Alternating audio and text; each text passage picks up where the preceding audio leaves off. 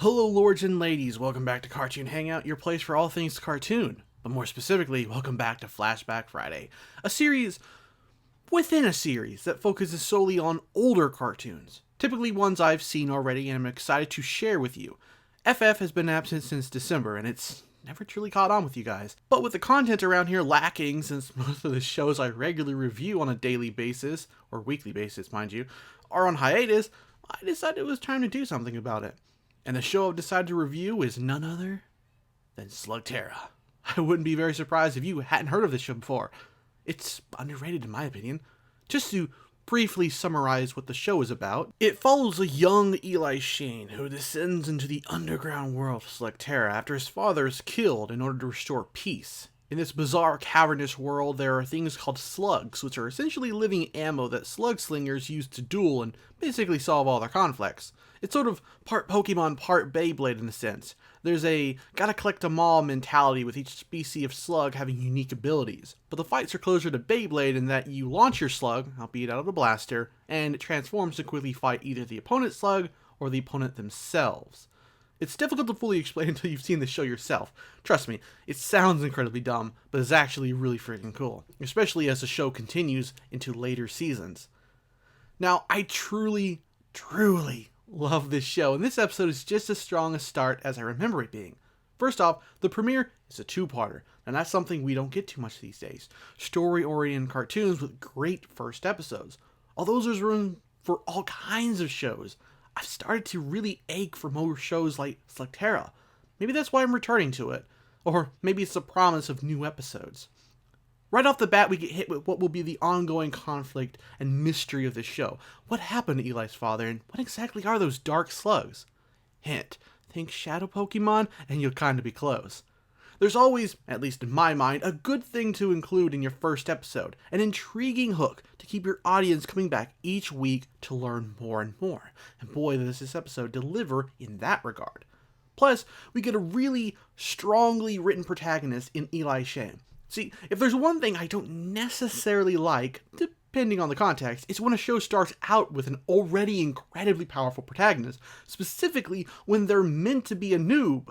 Sure, it can be fun watching the good guys wreck the baddies, but what's equally, if not more so fun, is seeing a character you've become attached to slowly become stronger. His losses are your losses. His wins are your wins. Eli even first acts like he is that type of character I mentioned. Will Shane was someone to be afraid of. You're just a kid. And I'm the kid who's holding the blaster. You willing to try me? The already all-powerful character. He does this because he thinks being a Shane will just instantly mean something to the people of Slugterra. But nope. It's like obvious comedic character Pronto says right here. If respect is what you want, you must earn it on the field of battle. Again, this concept of the protagonist slowly getting stronger after starting at level 0 is such an interesting one for me. You can mold it however you like and get some very gratifying stories out of it. For example, while he's definitely new to Slugterra, Eli is quick on his feet and is able to utilize Trixie advice on the battlefield. No, wait! I think I know what he's doing. Just a little longer.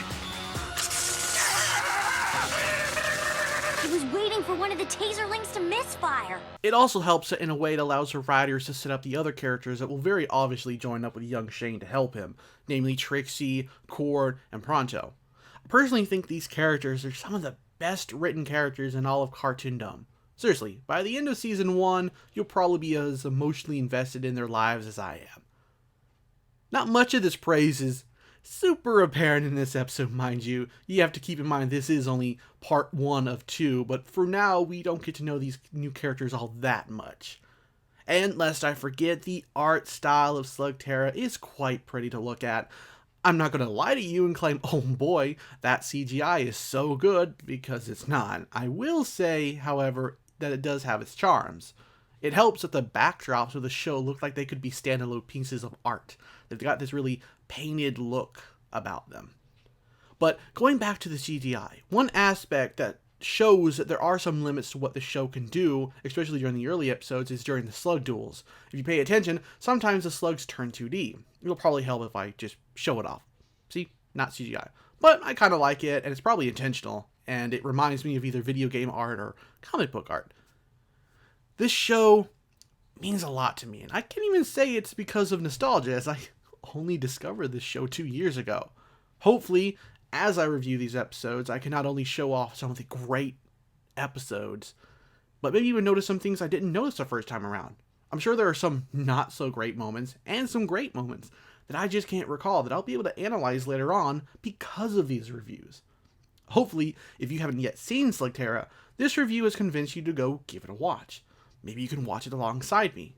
If you're coming back to this video after seeing episode 1, please let me know what you thought of it. Thanks for watching, and take care.